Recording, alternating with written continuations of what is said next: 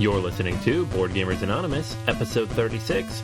This week we're looking at Imperial Settlers, Power Grid, Endeavor, and Friday the 13th.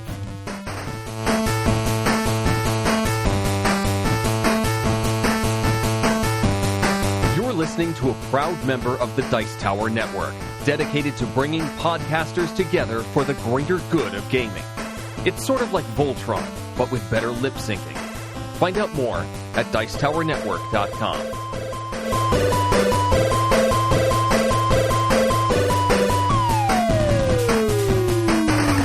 Welcome to Board Gamers Anonymous, a podcast about gamers and the insane fun we have at the table together. This is Anthony. This is Chris. And this is Daniel. Welcome to episode 35. Drew could not make it to this episode, unfortunately, but he is joining us to read the news in just a couple minutes. So he'll be with us for at least 10 minutes, and then you can just imagine him sharing his opinion on the rest of the games. We'll do what we did with Daniel and just jump in for him and assume what he thinks. Yeah, that I'm sure he'll be fine with that. Wait a minute now. The things that you promised our listeners was really generous of you. Well, you know, promises, they don't always get kept. Ooh. But these did, and you especially said that when you would say that, it didn't mean that. It meant the opposite, which was really strange at the time, but works out now. No, you know, it's just preparing. It's good to do that. Yeah. It helps that we know what you like better than you do. If that was true, I wouldn't be surprised every time you want to burn a game. So we're going to jump in. We're going to talk about the news in just a couple minutes, and then we'll hit our reviews. This week, we're talking about Imperial Settlers, which was a big hot game all summer. Introduced at Dice Tower Con, big hot seller at Gen Con, already sold out, I'm pretty sure, everywhere else. So, we got one and you did it! And we played it, and we're going to talk about it in just a little bit. But first off, let's jump into the news. Let Drew take that away. Shout out from the tabletop. News and commentary from the BGA news team. That's us. That's me. Hasbro is doing everything it can to remain relevant to serious gamers. They've invited fans of some of their games, some of all games, to submit art that they would turn into 3D models. Games like Monopoly, Scrabble, Dungeons and Dragons. You can submit your designs by September 9th to Hasbro and possibly win a contract with them. I don't know what else you can win except that your models will be created and sold for great profit by Hasbro. That sounds about right. Yeah. A little bit more information on that Asmodee acquiring Days of Wonder. It's covered by ICV2, that entertainment industry website, and Forbes magazine, so it's a major event. The reason, it seems like one of the big reasons why Days of Wonder was bought up was for their digital apps, that they're big into that. Asmodee wants to launch into that. They, of course, want to branch from Europe into America. They want to become a truly international company. Is that the future of gaming? Are we going to start seeing European companies try to take over America and make everything multinational? Could, yeah. I mean, we do it to enough other industries, right? Yeah, it's happening. So you wonder, is this the niche industry that we're used to? Is that going to be a thing of the past? If you're looking for logistics and distribution, it's America, right? Well, and I mean, also, if you're ignoring major markets like China, like India, you're ignoring a couple billion people who might be playing your games. There was something I read recently, though. They have industry. China has a great counterfeiting industry where they take. I read this article about Bang. They took everything about Bang, the mechanics, and just relabeled it something Three Kingdoms under a whole different name, a different line, but everything was identical, and they seem to be able to get away with that. So they don't really enforce the laws, so. Oh, it's being marketed in the Western. Oh, really? Under the Three Kingdoms. So that's where the controversy is. Yeah. Well, that comes back to that whole copyright thing. When are gaming companies going to start digging in their heels on these? It also highlights the difference between trademark and copyright, because you really have to have a grip on both, because one kind of law is stronger than the other. I think trademark is probably tougher. People are very jealous about protecting their trademarks, whereas there's so many ways to get around copyright law, it seems, nowadays. Yeah. So, and one other thing that we want to report a little bit more on, ICV2, the website, gave us some numbers on Gen Con. All the record-setting numbers. 56,000 attendees was 14% more For the past 4 years, they've increased more than 10% each year. And they noted that the exhibition hall sold out early, 370 exhibitors. Makes me wonder. San Diego, they're having a problem with Comic-Con because they're getting too big for the convention hall there, and Comic-Con is threatening to pull out unless San Diego increases the exhibition space. Could that happen in Indianapolis? Can you imagine Gen Con being anywhere else other than... Yeah. The Dice Tower was just talking about this, too. Like, should they introduce a cap on attendance? Should they change how they do the venue? Should they ask Indianapolis to do something for them? I guess nobody really knows yet, but they got to figure something out. It at least opens the door for there to be more conventions, right? Yeah, and definitely. More regional conventions. So when you talk about Comic-Con, right, when the first great Comic-Con started to get too large for people to go there, then you see swelling in attendance at the local comic conventions, and things like Dragon Con get more attendees, and the New York Comic-Con gets more attendees. And so there's that sort of spillover. Yeah, because I'm never going to go to San Diego because it's too hard. And it's so, it's so full all the time. It's like, how do you get in there? And even if you did, how long are you going to wait in line to do one thing? And maybe that's been good for New York's Comic-Con. Put more emphasis here because not everybody could get there. And I think we saw that with Origins, too, that never had game releases, at least the big game releases, and now you're seeing that. So one of them was Imperial Settlers that came out at Origins, which was kind of surprising that they didn't wait to Gen Con, but that just goes to show that there's so much interest that the other cons, which are usually smaller, are continuing to expand. So we'll probably see other ones pop up pretty soon. Yeah. All right. The 2014 International Gamers Awards were announced, the nominees. That's not a big award, but the focus of that seems to be, according to the website, games that appeal equally to hobbyists and the gaming public. So let me run down the 10 nominees. You tell me which of those games you think appeals balanced to the serious gamers and the casual gamers. Abluxen, Caverna, Concordia, Freedom, the Underground Railroad, Istanbul, Legacy, the Duke of Cressy, Lewis and Clark, Nations, Russian Railroads, and Spirium. Oh, we've played most of those. Yeah. Which do you think has that balance, straddles that line? Spirium, maybe? Yeah, that seems like the best candidate there. I mean, Caverna is a pretty big investment for someone who's not familiar with and already engaged in like board game culture and playing. And Spirium, what's the word? The ergonomics of it, the holding the cards in your hand, playing with cards is familiar, it's simple, whereas it introduces more complex strategic elements. Well, if we're just looking for a balance, actually just looking for the appeal to be zero, then Freedom's a very good candidate because I think it has zero appeal to both audiences. Oh, man. Okay. You burned your copy, didn't you? Flashback burn. Flashback burn! I didn't realize burn was an option in the rating system. Retroactive burn. Couple quick things. Atlantic Monthly, a couple weeks ago, had an article about women in Kickstarter, that they seem more likely to secure Kickstarter funding than men do. In the board gaming category, 40% of women had successful Kickstarters, only 32% of men. There are a couple different reasons that could be. It could be anything from the fact that men who are prepared to be successful board game designers are disproportionately well represented in the board game industry, so they don't show up as men running successful board game Kickstarters. They show up as companies running successful board game Kickstarters, whereas women are disproportionately underrepresented in the hobby and likely in the industry. So you would have a greater chance of those with greater talent being left on the sidelines and having to look for other ways into the industry. There could be some easy explanations. Things like that. Or men are more likely to present really bad Kickstarter projects. Or women are good at building communities, which basically is Kickstarter is all about. That's right. Hey, the D&D Player's Handbook, 5th edition, topped Amazon's bestseller list. You know there are millions upon millions of copies on that list. They were number one for a few days when it was into general release.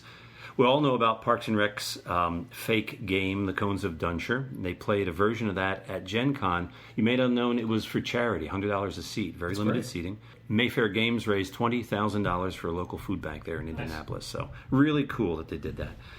And one final thing, I'm not going to get into this too much because I can't wrap my head around this, but you know about Bitcoin, the digital... Yes. Yeah, cryptocurrency. They have a collectible competitive card game similar to Magic the Gathering. That's totally digital, totally based on Bitcoin. Buying the cards digitally, trading them, using them. It's called Deck Bound. They're going into alpha in September. So look that up, Deck Bound. I'm going to do a little more research and probably talk about that more in the future, but this could be a whole new way of gaming. So that's what I found so far for the past week, and I will step aside and let the three of you carry on from here. All right. Thanks, Jake. Kicking the Habit.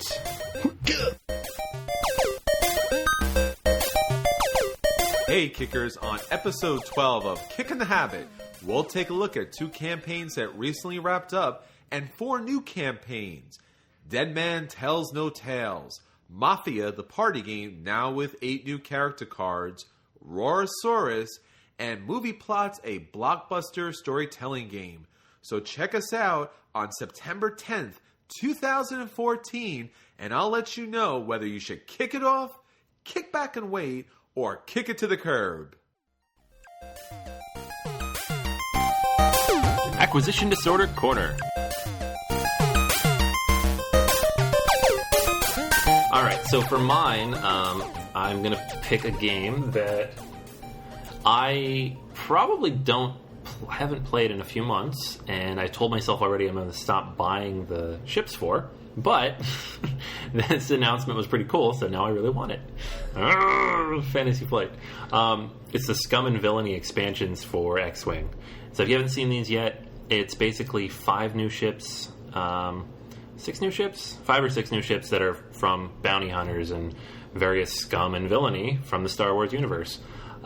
The big pack, the most wanted pack, is going to have 3 ships in it, plus a new card for Boba Fett, so you can use him in part of this faction, which of course you have to do. And then there are 3 expansions, including the ship for IG-88 and Prince Zizor from Shadow of the Empire, if you've read any of the expanded universe pre-Disney Nerf. He's blue. That's pretty much it. That's all you need to know. He's the blue guy. He's the blue guy. WDWI. But not the other blue guy. The first blue guy. The blue guy. Yeah. So it looks awesome, and I don't play enough of this game right now, and I have none of these. I don't own Boba Fett, so I would literally, if I bought this, I would be buying into a completely new faction for which I have nothing for a game I don't play. So that's how bad this is. As an acquisition disorder, I think I win this week because it's just like I shouldn't want these. No. And I'm like, if this was already on the auction block, I was thinking about selling these because I'm like, I already have Attack Wing, and now I have I have both of these. I'm only going to play one, and right now I play neither. So I should sell one. Star Wars is probably the one I won't play because Daniel and Chris both have Star Trek, and Assault is out now too. So. Assault is kind of challenging. Too many games, you guys. I'm not buying Armada. Okay, I don't care how cool it looks. I'm not buying it. It's just I can't do another one. Hey, Anthony, Armada. It's got a Victory class. No, and a Corvette. Imperial Assault. I'll take that. I'll buy that. Okay. Yeah, we're okay for now, but eventually you'll have to sacrifice again to the Fantasy Flight gods. It's someone else's turn. Right? Anybody? Somebody volunteers? Yeah, these look pretty awesome. I don't... Actually, in front of me right now, I don't know when these come out, but presumably, if they're announcing it now, probably beginning of the year. During that glut of Star Wars stuff that's going to come out in, like, January. All that early 2015 releases. So, yeah, because release them all at the same time, see if people can afford that. Anyways, that's me. Daniel, what do you got on the list? Well, so back during the Barnes & Noble sale this summer, I picked up a copy of Dungeon Command, the Sting of Lolth pack, and I picked this game up because it looked kind of interesting, and I thought I'd give it a shot, but I only have the Sting of Lolth pack, which means I can't really play it, at least not in the way it's meant to be played. There is a modified rule set for playing with half a faction, but that doesn't sound very fun. Boo, boring. Yeah. So I want to buy at least one other faction for Dungeon Command. But I have no idea which faction I should buy. So maybe some of our listeners who are more involved with this game could give me some feedback. So if any of you guys have ever played Dungeon Command and there's a particular faction you really like or you really despise, let me know. Comment on the webpage, or email Yeah, us. BoardGamersAnonymous.com or the Guild on Board Game Geek. That would be very very helpful. Tell Daniel what to buy. Please, I need your sage advice. What kind of factions do you like typically in fantasy games? Is it Undead, elves? Is it elves? elves? Is it elves? It's got to be elves, right? Why would it not be elves? It's totally elves, right? Everybody's with me, Do right? you even know what we're talking about right now? No, I just heard elves. That's all it is. Chris was in the other room. He came running in. Elves works Elves? with everything. Elves? They solve every problem. Oh. You know, I should introduce you to another old friend of mine who has the exact opposite view, which is in every game he tries to murder elves or the things closest to elves. Look, Harry Potter, House Elves, they come save the day. Dobby, come on. Yeah. Lord of the Rings, who saves the day? The elves. And we already mentioned... the Hobbit. Not so much. Yeah, really, mostly the It's true. Hobbit. It's just, well, the elves keep them alive. That's true. Kind of. Go Hobbits. Hobbits! I want a Hobbit faction. The wizards, they're like a race, right? They're Does any game have a Hobbit faction except for Terra Mystica? Dungeons and Dragons, halflings were originally called hobbits and they got sued. Oh, okay. I could see that. Yeah. Yeah. What else? I think they were called hobbits, no? Yeah. Challenge number 2 to listener. If you've played a game with a Hobbit class, That's not a Lord of the Rings game. that's not a Lord of the Rings game because that's cheating completely. And Yes. obviously they're not going to be called Hobbits because lawsuits. And if it's a Dungeon Command faction for Daniel, double points. win. Yeah. All right, that's fair enough. Yeah, pick that up when somebody gives you a good recommendation. Yeah, so that's my acquisition disorder for this week. All right, so we've been talking about Philip DeBerry's great games that have been coming out. Kickstarter, he has Skyway Robbery that's still active. So if you haven't backed that yet, check that out. Also, check out Kicking the Habit. We have a long interview with him. But the acquisition disorders with his games do not stop there. He's recently put out Revolution Anarchy. This is another 5 to 6 player expansion for the base game.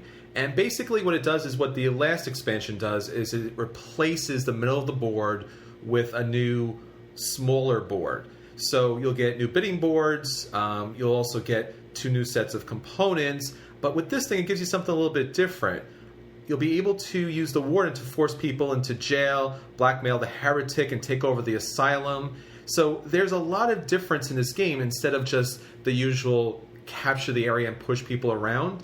Actually, if you end up in the asylum and you have the most in there, you're going to lose 30 points of support. If you're in the jail, it's another 30 points of support. And the garden is quite the opposite, which each little block that you control in there, you'll gain 10 points of support. So it actually has that negative component, a little bit kind of like a la Scoundrels of Skullport, adding something negative to a game that only just usually has a positive kind of component to it. So I'm going to purchase this day it comes out because we really love Revolution. It's a light, easy entry-level game that plays with so many people, and it's nice to actually now have the ability to swap out the different middle parts. That's awesome. Yeah. Yeah, because Revolution, it's already a combative game, so Yeah. why not throw some negative points in there? Make people more angry. Sounds like a really great expansion on an already very good game. Absolutely. Yeah, and if you haven't yet, check out episode 34 because we have like a little sneak peek of that interview, or of course listen to episode 11 of Kicking the Habit, which came out just this last week, and that has the full interview. Right, Chris? Yep, absolutely. Awesome. All right, so that's all the acquisition disorders for this week. Thank goodness. Yeah, I know. We survived another week. Yes. We'll see how many suggestions come in for Daniel. Yeah. He's going to be crying next week. Could be a problem. Wait, I thought of one. Small World has a halfling race. It does. Oh, Yeah. Yes. Good call. All right, now go buy that. I have it. Oh, damn it. Done. Done. Whoa. What? Preemptive purchase. All right. All right, so we're going to jump in now to our what we've been playing lately.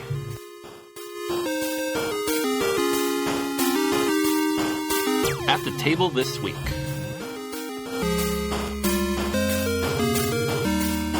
All right, so the game that I got out this week, and this is a bit of a surprise for everybody, so make sure you're sitting down. Am I sit down? We're all sitting down. All right, good. So, but if you're listening, sit down. It's a trick-taking game, Whoa. and I like it. So if you haven't listened to every episode, I don't tend to like trick-taking games at all. No. too many wasted actions, too much pointlessness. I don't know. They don't do anything. They're all the same. Anyways, I could go on. There's a lot of bad games out there, and people have fun with them. I don't. This one I like a lot. So it's based on Poison, Reiner Nietzsche, and it's a pretty old game. I think it was published originally by Hasbro, and it's not in print anymore. So luckily, a couple people at Myriad, back when it was open, had copies, and they'd bring it in, and we'd play it casually, and I liked it a lot. There's never a turn where you can't do anything. There are always rounds where you're going to do a little bit better. There's multiple rounds to the game, so it's not, you don't get stomped and you're never like sitting there doing nothing the whole time, like some other trick-taking games that will not be named, all of them. But it's not easy to get, though, so this was a hole in my collection. I don't own any trick-taking games. I don't have any super quick card games in this genre because I don't like them usually. And recently, Yellow put out a new version of this game called Friday the 13th, which is the exact same game with little square cards and no cauldrons and interesting color choices on the cards, but otherwise exactly the same game. Everybody gets a hand of cards equal to whatever percentage of the deck, however many players there are. You take turns putting them down in one of 3 stacks. If it hits 13 or breaks 13, the total of the number on that stack, you have to pick up the cards. If you have the most of any one color, they don't count against you, but everything else counts as 1. And then there are Friday the 13th cards, which count as 2. So if somebody throws that in a pot and you pull it, that's extra points, and you get those points no matter what. So the goal is to have the least number of points after 4 rounds. Easy as that. I like it. It's fun. It's quick. You can pull it out when we're sitting outside Daniel's locked apartment. And it's incredibly easy to teach. You can teach it to anybody in like 2 minutes, which is most trick-taking games, except it's good. So I'm happy with that. Glad I bought it. I think it's $15, so it's pretty affordable. Get it online for a little less than that. Comes in those awesome little yellow magnetic box. It would have been cool if they had something like the cauldrons, because the original game had the cauldrons. This one does not. There's no player mat or anything, but that's my one complaint. Yeah. I mean, that does reduce the footprint a little bit, taking those out, which is nice, and so it's more flexible for not having the cauldrons. Though I guess you could have always just played without the cauldrons if you wanted to. Yeah, I mean, it's just a card game. All you need is 3 stacks, and then your own stack. Everything else you're holding, so... Yeah. We played it on a banister. Yeah. So. Yeah, I love this Poison. Love it even more as Friday the 13th, especially now that there's actually a version of this in print. And especially all those components in the box are great. I mean, as nice as it was to have Poison out there, it was kind of an unwieldy box. This is actually nice. It really kind of fits with it. It's a small box. You take it on the go, kind of throw the cards out, play real quick, and kind of throw it back in. The only thing I would say is the color choices were a little off. The reds and the oranges, it was a little hard to kind of make out, especially if you're colorblind. You might have a little bit of a challenge with this. They didn't go with like stark differences of colors, but beyond that, it's a fantastic game. Yeah, and one more thing I would want to say, and Chris, you complain about this a lot actually, is that if you have a lot of cards and only like 2 or 3 options, use different art on each card. Yes. They do that here. Which I like. So every card in the game is different. I mean, if there's multiples of some cards, obviously they're the same. So the red 7 is, or yellow 7, whatever color it is, they both look, they all look the same. But the 7 is different from the 5, which is different from the 3, which is different from the 2 and the 1. That's pretty cool. It's a nice touch that you don't always see. The original Poison does not have that. Yeah, they're all based on superstitions, right? Mm-hmm. So that's kind of nice and funny as far as the theme's concerned. Yeah, there's mirrors, ladders, and cats. Yeah. So, fun game. If you do not have Poison and you've been looking for it, or if you're looking for a trick-taking game that is easy to teach and you don't have one yet, or if you're like me and don't like trick-taking games at all and want one in your collection that won't annoy you, check out Friday the 13th. Good game. Yeah, I would definitely pick this one up. It's a buy for me, and it plays with everybody. Yeah, I mean, I honestly might buy it. It's a great game. It's portable. It's friendly for those who don't have a lot of experience, and it's fun. All right, next up I want to jump in here with a game called Endeavor. Now, the challenge with this is going to be this game is currently out of print, so hopefully this isn't too wrenching for you, but I actually had a chance to play this up at the Montclair Bergen County board game meetup, and it's an interesting game because it combines 2 types of mechanics. The first is it's a worker placement game, so in the beginning rounds of the game, you'll purchase a tile, and the tile gives you an opportunity to place your worker on there to activate its actions. If it doesn't have a spot for a worker, then it allows you to gain a smaller bonus throughout the game. Now, the game itself is all about gaining glory for your kingdom as you expand throughout Europe using the Mediterranean type of shipping lanes. Now, the board itself is pretty interesting and really beautiful, actually, because there's two sections to it. So you start off in Europe, and that's the main section where you'll kind of be starting out, and as you place down, you'll be able to get special abilities and different skills that'll benefit you throughout the game. Now, it has a whole... Your main board is going to have a number of different tracks. So you'll have a building track, you'll have a population track, you'll have a gold track, and you'll have a track that will allow you to play additional cards. So you have the buildings, you have the track, the population activates on the board, and then you'll get additional cards from different spots on the board, which will give you additional bonuses to those tracks. So you might have a card that allows you to get 2 gold, or 3 buildings, and that kind of gives you bonuses throughout the game. Now, this has a little bit of a point salad mechanic to it because typically wherever you're placing on the board is going to score you points. So, as I said, the European section is kind of open to begin with, but then you can sail out to these other sections, and based upon where you place your tokens, you can place it in such a way that it's on one spot and then across the board on another spot, and then in between you're able to score that third spot. So the tokens kind of flip over and let you know what are the bonuses that you're getting for those spots. It's an outstandingly stunning conception as far as everything plays tightly, everything plays thematically, and it's actually a lot of fun too. As I said, the game is out of print, so it's going to be a little hard to kind of get your hands on this, but if you ever do see Endeavor out on a game table, be sure to check this out. It's a lot of fun to play, and it plays with a lot of people. All right. So it's out of print, so I'm sure it's like $150 or something, right? Exactly. What would you pay if you saw it? I mean, would you buy it? I mean, I think the worker placement section where you pick up these tiles that give you possible actions has been done already. It's kind of been there, done that. But the board itself, where you have the shipping lanes, is pretty innovative, especially when you combine it with the tracks that allow you to move up different spaces. I would not pay the $150 for it. No. By far. Ditto. Yes. Yeah, I would say this game, let's imagine it stays out of print at least in the near future, I would say this game is probably worth about $70. Okay, not bad. Yeah. Wow. But always keep your eye on the market first to see if this game is coming out in print. I know a lot of people requested, but as of yet, there's no release date for a new reprint, which is a shame because it's actually a very good game. It's not super old though, right? So maybe if people check their local gaming store, they might get lucky. Absolutely. If you can't find this online, always check out the local stores because they usually have a copy kind of hidden away. Yeah. Cool.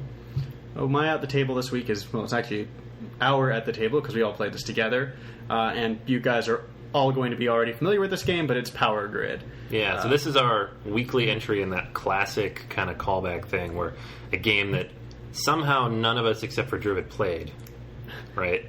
That we kind of in that genre of you should play this if you play board games. Yeah. So we finally got it out. Well, and it's, part of the reason I think we were so slow to get to it is looking at the box and the art and everything. Power Grid looks like it's going to be boring, and it just is not, right? It plays fantastically. I mean, for those of you not familiar, the game is about building up power plants so that you can power more and more cities. You've all played this game. I'm not going to go in detail on the rules. They're not terribly complicated, so that's another reason not to give too much attention to them. And I was just very happy with the gameplay all the way through. It seems like it could take that place in the gaming pantheon of like the classic games that are on a family bookshelf. It could take that position away from Monopoly, I think. I mean, well, Monopoly could already be burned anyway, but because it has a lot of similar elements, right? It's got the paper money, it's got the sort of wealth building idea. You've got to lock down certain pathways. But it's much more exciting, it's much more intricate, and much easier to play. Yeah, I had a lot of fun with it. I don't know if it could ever really replace Monopoly because there's a lot more math, and I think 8-year-olds would have an aneurysm. But if I'd been a kid, I would have been happy to play this instead of Monopoly. Could have handled it. It was awesome, though. It was a great game. Yeah. You know, I can't believe I hadn't played it yet. Yeah, this game looks dusty, dry, boring, spreadsheet, mechanical, kind of, really any kind of word of dry and boring you could possibly imagine. And the game itself actually has a lot of fun to it. The bidding mechanic is really nice. It's fun to kind of pick up different resources at different stages depending on what they're worth. The only downside I will say, and we haven't got multiple plays of this in yet, but it does see where your initial placement is. It allows you at least a little bit of a head start, because if you do have, like, let's say where I'm placing, there's 3s and 4 connections, and you have 5s and 6s, it's going to be a little bit advantageous on my part to kind of spread out early, and then the more cities you can power, the more points and the more money you're getting. And that little edge can make a big difference. Now, I know there's multiple maps, and maybe that kind of mitigates that a little bit. But, the USA map on the eastern seaboard is 3s and 4s down the way, and I don't think that's anywhere else in the game. Yeah, I'm honestly not sure if that's going to come out to a significant difference, because later on in the game, right, you can place your second and third paths, and those will be cheaper for people coming in than these, because they'll get those same discounts, right? Those junctions will still be 3 as opposed to 10. Sure. And so you'll be late game trying to build into these places that cost 10, 15. And the way that the power plants are ordered when they come out, so that the more expensive ones go bottom and can't be purchased yet, I think makes that small lead in total wealth early on might not be all that significant, but I'm not sure. It would take a couple more plays before. Yeah, because by the time I got up to the East Coast, I would have to pay 15 or 20 instead of a 10. Yeah. So a spot that cost you 13 is going to cost me at least 18 or 23. Yeah, I'm not sure how the math will work out on that. I think we not really argued, but had a conversation about that at it's just 12:30 a.m. whenever we were finished last time. No consensus, too much math. I'm sure someone's listening who's already done the math can tell us. But yeah, this was a lot of fun. Chris picked up a bunch of maps for me for my birthday, so I have those sitting there waiting to play. And the robots. Yes. My poor pregnant wife doesn't really have the energy to sit down and learn this game right now, but when she does, we're going to play with the robots. Or maybe one of us can, because we now all own this game. Thank you, Barnes & Noble. Yay! Definitely a classic worth owning, though. I'm glad I bought it. Oh yeah, definitely buy this one. If you don't have it on your shelf yet, it's definitely a buy. And be sure to spread out the word to everybody else about Barnes & Noble, but don't tell Barnes & Noble that they're giving away really, really good stuff. It's a secret. Yeah, we don't rush there at all and fight over these games when they do their clearances every 3 months. No. I don't know a single person who visited 3 Barnes & Nobles in a single day that may or may not have been 40 miles away from one another. Who does that? No one does that. No one does that. Why would you do that? Spend the same amount of money in gas as you would just to buy the games at full price. I got a deal, though. Joke's on you, I have a hybrid. Oh, it's just your time you're wasting then. Not my time. That's why totally he bought worthless. the hybrid. To get board games. To get board games. He knew this day would come, and he said, I have to calculate in my board game pricing purchases. Yeah, good plan. Yeah. Worked out pretty You're well. always thinking ahead of us, man. Yeah, Power Grid's awesome. Really glad we got to the table finally. It's one of those classics that I don't know how, after so many months at the game store, none of us have played, but now we've played it and we will play it again. It's a little long. That's the only thing that's going to be tough about it. But the setup is like 10 minutes. Yeah. And the teaching is like half that. It's so easy. Do you think it's going to get samey after a while, though? Yeah, probably. Like any of those games, though. They all get samey. Fortunately, I have 5 other maps. Yeah. And all the maps are 2-sided. So even the one in the base box, you have 2 maps to play on. That's great. Yeah. So, Great game. Good pick. All right, so next up we're going to talk about our feature review, which is one of the hot new games out of Gen Con this year, Imperial Settlers. And now for the feature review. All right, so our feature review this week is Imperial Settlers. This comes from Ignacy Trevicek, who basically made a very similar game a few years ago called The 51st State. it's not a reskin of that game. I know some people have said that, but it is a very different game in a lot of ways. But it uses kind of a similar mechanic where these cards have different uses. You can do different things with them based on what you want to do. But the idea of the game is relatively simple. There's a drafting mechanic, so there's been some comparisons to Seven Wonders, but it's not really like Seven Wonders. There's tableau building, but it's not a perfect tableau builder because you're destroying cards sometimes too. There are multiple ways to use your cards. You can destroy your own cards. You can make deals with them and put them under the board. There's a lot of things here that are happening at once, and you're building up kind of a network of cards that'll all interact with each other over the course of the game. So towards like the 5th round, when you're at the end, you might spend a few minutes looking at all these things, seeing what they do. So in the game, everybody has an empire of sorts, except the barbarians, which I guess are an empire that picks on the other ones. I'm not really sure how that's supposed to work, but there are the Romans, there are the Japanese, there are the Egyptians, and then barbarians. Thematically, it is interesting to see how each of the individual faction decks, because they each have their own faction deck with unique cards based on like the style of play you'd expect from that particular faction. And you're going to draw cards from both that and a common deck. And the cards in the common deck, those are the ones you draft at the beginning of each round. There are 5 rounds, so you'll be drafting a total of 10 times because you draft twice at the beginning of each round. And then you're going to have various production phases as well, based on what's on your player board, but also what's on the cards you put out. So every round you're going to get lots of little bits for production. So it's kind of like, you know, if you think about in Seven Wonders, if you actually got a token for every one of those things on your board every time you went to play a card, which would be a nightmare and take forever, that's what you get here, except it's only 5 times because it's just for that one production round. And then there's the action phase in which you take all the stuff you just accumulated, all the cards you've gotten, and you do lots of cool stuff with it. You build locations, you make deals, and basically, I mean, I'm going to theme a little bit here, but when you're building a location, you're building out your own empire. You're spreading, you're building your influence in the world. When you make a deal, you're basically taking a card, putting it upside down under your board, and you're making a deal with another empire to get resources from them. So it's just a way to build on your production and get more stuff at the beginning of each round. But the idea is not that you're burning a card, it's that you're working with somebody else. And the reason that matters is because later on there are some cards where it tweaks what the deals do, especially if you're the Japanese faction. Then there's the raise action, and this is fighting, basically. So if you raise one of the cards from your own hands, basically your empire came across a hut in the wilderness and you tear it to the ground looking for gold. If you raise somebody else's, you're raiding their territory. You're going in there and you're taking out one of their locations. And you can only take out common locations unless you're playing the Japanese again, which, again, they have a very different kind of deck, the way it plays. It costs more to attack other people's cards, but sometimes it's worth it if you gain enough and they lose enough in the effort. And some factions gain even more by that. So, like the barbarians are really built around messing with other people's stuff. And then the 4th action you can do is activate any action location. That's one of the 3 types of cards you can put out. And these are all things like turn in these resources, get these victory points, go attack somebody and get this, draw these cards. Just various actions you can do by doing a specific thing.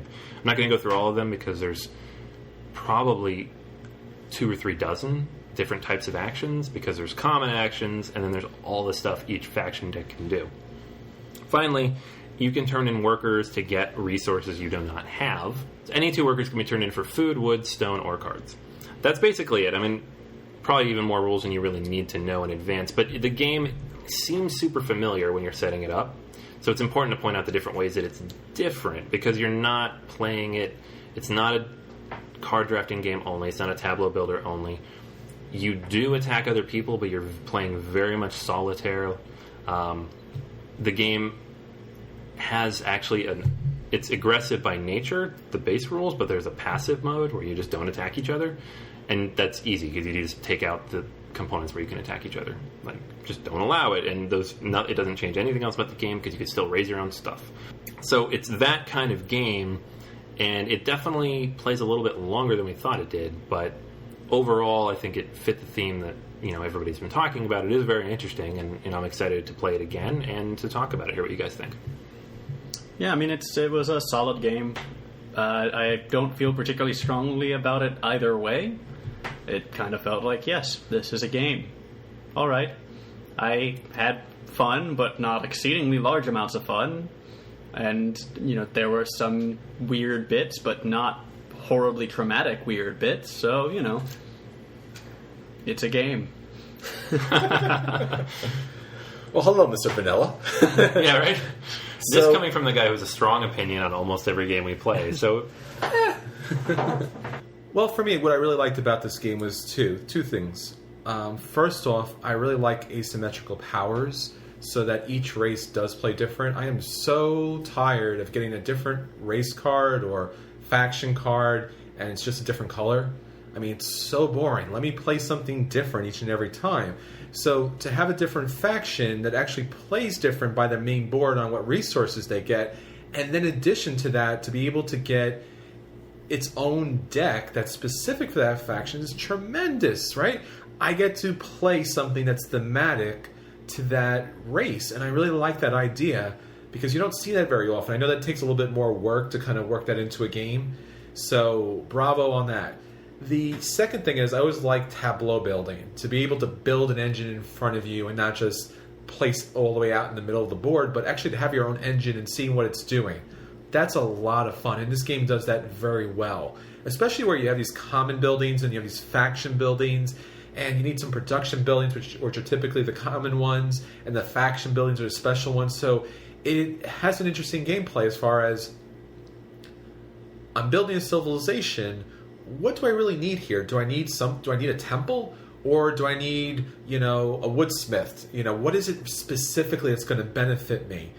As the game goes on and as you get used to the cards, you'll see that there are certain combinations that really chain together very well.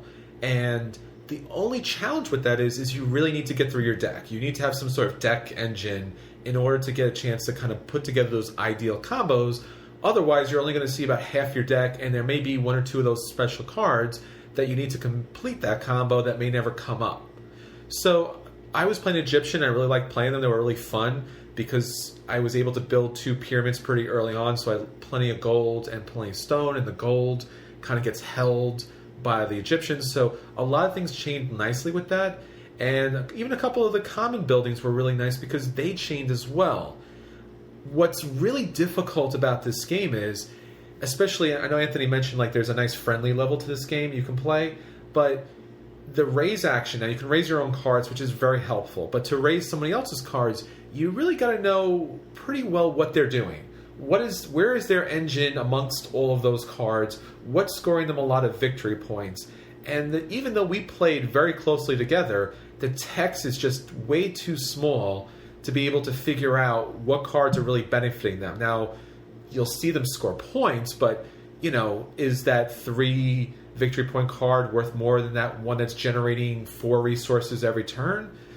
And especially with the Egyptians, because you weren't getting a lot of raise tokens, you're making 1 choice or 2 choices a game to actually be able to take somebody out. So that's kind of rough too.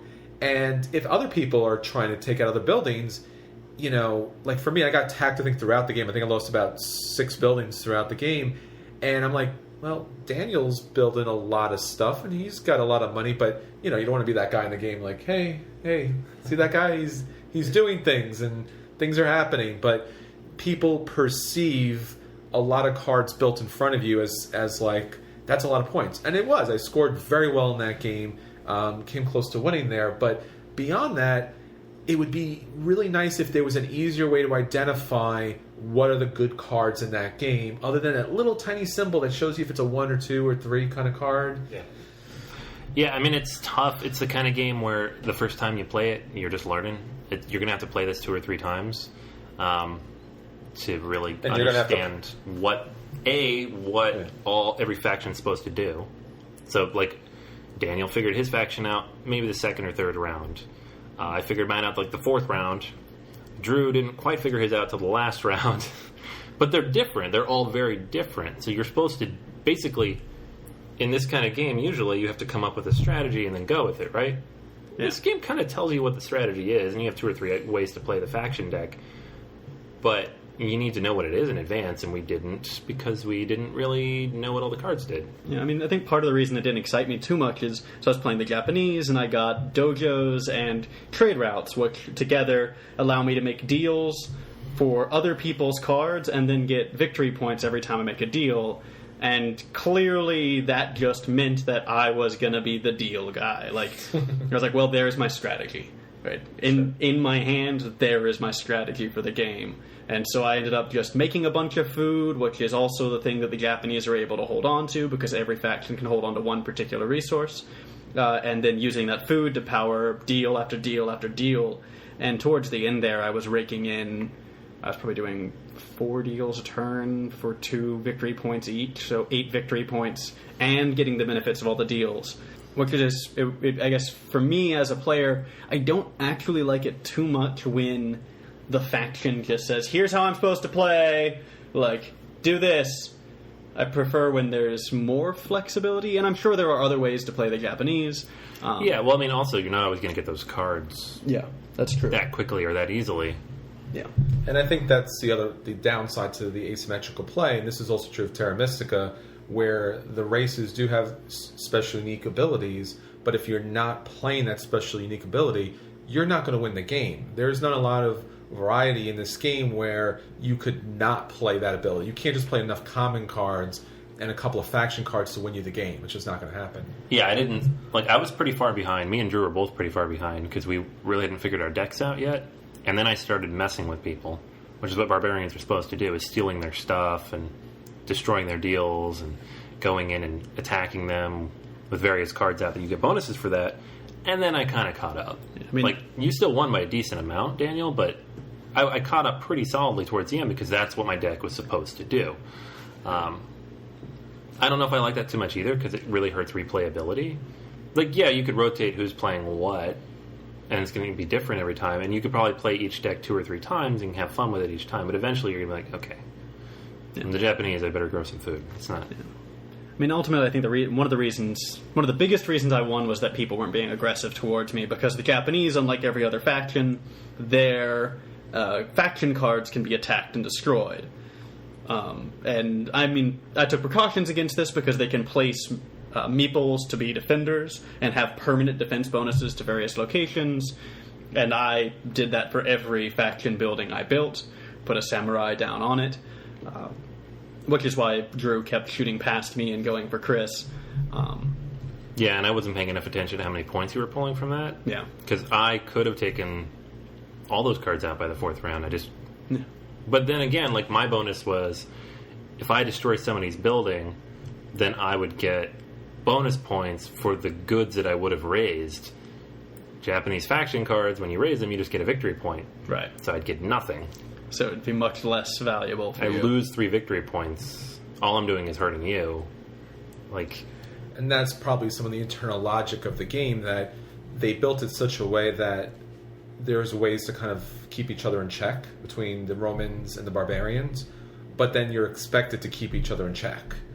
Whereas the Egyptians and the Japanese probably score a lot of points to kind of counter that. So maybe the scores would have been more closely aligned if everyone was doing their job, but at the same time, that's not really that fun. You shouldn't have to do your job. I mean, the faction decks have enough of the good quality cards that you're never going to be completely out of the game if you're not pulling those 1 or 2 super duper cards. But at the same time, those 1 or 2 super duper cards are just amazing. Yeah. So... Yeah, if you pull it early enough in the game, you can do it every round. A lot of games are like that. Like, sure. If you get your big, powerful card out in round 2 of 5, you're going to benefit from it every round, versus if you only pull it in the 5th and you can only use it once. Yeah. So the Japanese faction deck, they have 2 cards that are really special, which are ones where you store things on them and you get points for however much you store. One's resources and one's discarded cards, and that can give like a massive surge at the end. But I didn't even need them. I ended up throwing them out to make another deal so I could power the engine further. Because at that point in time, it would get me more victory points for the end game. Mm-hmm. Yeah, I mean, I had trouble getting excited about it, though. I mean, the art was decent, so the idea was pretty fun, the theme was pretty cool, but it just seemed kind of bland while I was playing through it. Yeah, I'm trying to figure out if there is something that they could add to the game as far as an expansion is concerned to kind of lock it in a little bit better. Maybe a third type of deck that wasn't your faction or commons. Maybe like wonders or something. Wonders would be great, or exploration. Like, you know, you're able to pull in resources. You know, different type of chit or something along those lines. Mm-hmm. I think this game might actually play, and I know this is kind of counterintuitive to every other game, but maybe if this game did not have the attacking element and they pulled that out of Barbarian, they pulled it out of Roman, so you can play your own deck, more of a la kind of Seven Wonders. Even though there is attacking, it really doesn't affect you too much. It does a victory point thing. It's, you know, it would lose a little theme there, but the game could use something more. It could, yeah. I had a lot of fun with it. I think it's cool. My deck didn't really fall into the kind of step-by-step rote thing that yours did, Daniel, towards the end. Yeah. I can see why you were like bored almost. Because, yeah, the last 2 rounds, we all knew what you were going to do. Because it's not... I had fun because I was trying to figure out how to maximize my own thing. And while a lot of my cards had me stealing from other people, I'm like, where do I steal? What do I mess with? That was cool for me. So I had fun with that deck. There are supposed to be a lot more expansions. The back of the rulebook itself says, look for more expansion packs with new common and faction cards. Create your own faction decks.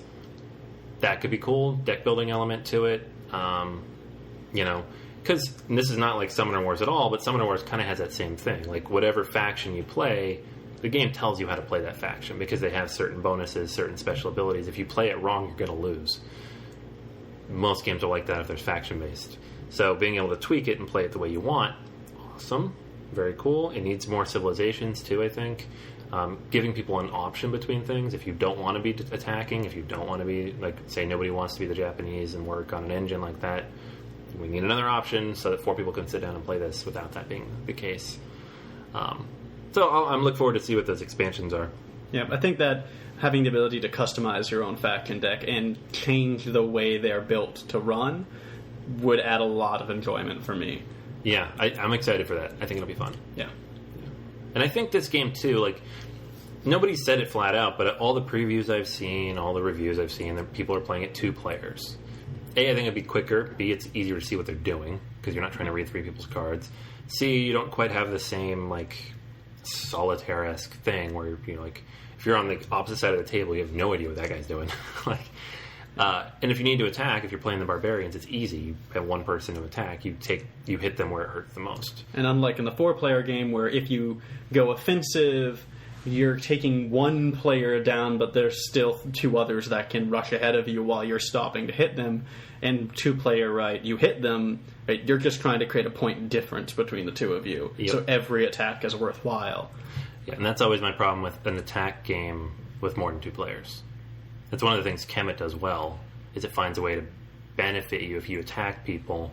You could gang up on somebody, even if they're weak and they're not winning, because you get the victory point for beating them. Games with multiple players, when there's attacking, it's hard for that to work. So in this case, you know, you can attack the wrong person. The other 2 people are like, what are you doing? Yeah, I think you're right, especially to mention Kemet here. I think Kemet, which we reviewed last episode alongside Cyclades, is one of the few that does this particularly well, which rewards the aggression even in a multi-party game, because otherwise you tend to exhaust yourself, just leaving yourself vulnerable, or you're wasting time hurting someone else without really benefiting. Yeah. But in a 2-player game, every wound you inflict on them is essentially money in the pocket. Yep. Yeah, there's very few games that actually attacking benefits you. Maybe 7 Wonders might be another one where you score victory points, but beyond that, it's almost always, in a Euro game, it's a wasted mechanic. Yep. Yeah. Yeah, and certain factions here do benefit. I got 4 points every time I took out one of somebody's buildings. Yeah. So, and do that from enough rounds, it's a lot of points. But not everybody can do that. Overall, for me, it's a play. I don't think it's really worth running out and buying right away, because I think a lot's, you know, if the back of this rulebook is right and there are expansions coming, I think you should wait. Honestly, I think the game, it's fun. If somebody brings it out at the game store, you should play it. I think you'll enjoy it. I think a lot of people will enjoy this game. But I don't think you should necessarily buy it unless you've played the 51st State and loved it, or everything we just said sounds amazing to you, until those expansions come out and you can start working on the deck building. Like, I would not have bought Summoner Wars when it was 2 or 3 decks and no expansions to build them with. Now it's an easy recommendation. Same thing with this. Wait until there's more factions that come out. And be willing to try different play styles. I'm going to get this game out. It actually has a very different way to play solo. Cards came in the box only for the solo version. So it's actually like basically 2 games packaged in there. I'm going to play it solo and see how it plays like that. And then we're going to try to get it out again as like a 2-player and see how it plays like that. Because I think it's going to play very different with the different number of players. But as a larger base game, which is what it comes as for all 4 factions, I say play, but wait to buy. I would say for this game, it's really hard because I was really looking forward to this game, and it has the card drafting element to it. It has a tableau building. You're building an engine. It is asymmetrical. It's got so much good to this that I want to recommend this as a buy. But I think, as Anthony said, maybe since they've already thought, at least with the gameplay that they were putting together, that it needed something else, and maybe just get out the base game and then they'll kind of fill it out. I think at that point, once the expansions are out there, once you can create your own faction, I think then it's a buy. Right now it's just a play, but it has so much good to this. I can't wait for this to come out in its full form. Yeah, for me, I mean, it lacked spark, it lacked interest. My decisions were pretty easy to make. I'm not sure if that's just because of the faction I was playing or just because of how the cards came out, but I wasn't on the edge of my seat at any point. I wasn't particularly excited at any point, and I was initially going to say play, but the more I think about it, if I'm not particularly excited at any point, right, play it if it's the only game you have on the table right now. But if there's anything else that's enjoyable, this is a dodge, right? It's the bottom of the playable heap for me. Like, yeah, you could play it, and it would probably be better than sitting around silently staring at one another. And it's fun-ish, but it's not fun enough to merit, I think, a play even. I think you'd be safe dodging it until the expansions come out. All right. Maybe I'll get you to play the 2-player. Yeah. Get you a different faction. That'd be interesting. Yeah. Be quicker, be more engaging. And just to see, because then we could see if somebody who was just bored is changed by a different gameplay mechanic, playing a different style, or if it's just the same feeling of like, no, that's the kind of game it is. Yeah, that'd be good to know. Yeah, but I'm wondering too, even with the 2-player version of that, what if you played, as we talked about, the Japanese and the Egyptian are very just kind of like production, and the barbarians and the Romans are attack. So if you play 2-player, do you play the 2 attack? Do you play the 2 production? Do you play one of each? Well, the book recommends if you play 2-player, it actually recommends that you play a 2-player game first with the barbarians and the Romans. Aha! Which I did. I knew it. When I was learning the rules, I ran through that initially, and it does. They attack each other more frequently, so it does play more evenly. Mm-hmm. I don't think that's necessarily a good way to sell the game because. So there's 4 factions in the box, and you can play up to 4 players, but you should really only play 2 players with these 2 factions, and then the game will play exactly as I had in mind. That's not really helping the argument here. Yeah. But I do want to mention that in case anybody's listening and saying, you guys did it wrong because you played all 4 first. I played the 2 that you're supposed to. It played pretty well. I played the Barbarians this time, and that faction played pretty well. I don't know if maybe just the more complicated factions are harder to play, or become programmed like that. By the way, who's yelling at you like that? Rhetorical listeners. You're out there. I can hear you. I can hear you breathe at the other end. I get an itch behind my left ear every time someone listens and disagrees. You keep Anthony honest, which is a good thing, because I don't know. Yeah, it is a little worrying if the rulebook essentially says, hey, all that stuff we gave you? Like, half of it's usable. Use that half. Yeah. Ignore the other half. If you play that a couple times, then you can play the rest because you'll know how to play this. That's fine, I guess, but it's not. No, it's worrisome. I think a bigger indictment is the back of the rulebook says there's coming soon some expansions. Yeah, that's true.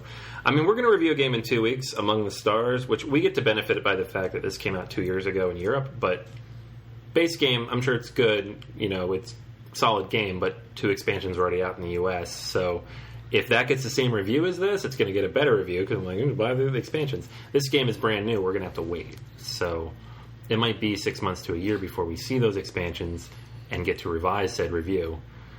At which point in time I will have totally forgotten this game exists because it did absolutely nothing to put itself in my memory. Oh yeah, that was one of the many. Yeah. I have seen it. I have played it. And we have played it. That is our feature review of Imperial Settlers. It is, a little underwhelming. We'll give it some time, though, and see how it plays out over the grand course of Trevicek's. He's obviously got plans for it, so we'll see how it plays. That is everything we have for this week's episode. Next week, we have a special top list of kind of your, not necessarily small, lightweight games, but lunch hour games. So we'll get into more of what that means and exactly what those involve in next week's episode, but it's going to be like a fun list of games you can sit down and play with coworkers or classmates in an hour. But for this week, that is everything. This is Anthony. This is Chris. And this is Daniel. And until next time, we'll save you space on the faction side of our board. Not the comment side. Not the comment side. You are special. You always go on the faction side. Because then you can't be attacked by the barbarians. This is what I'm saying. We would never want that to happen to you. The Romans can hit you. Yeah, but we got some samurai though. We got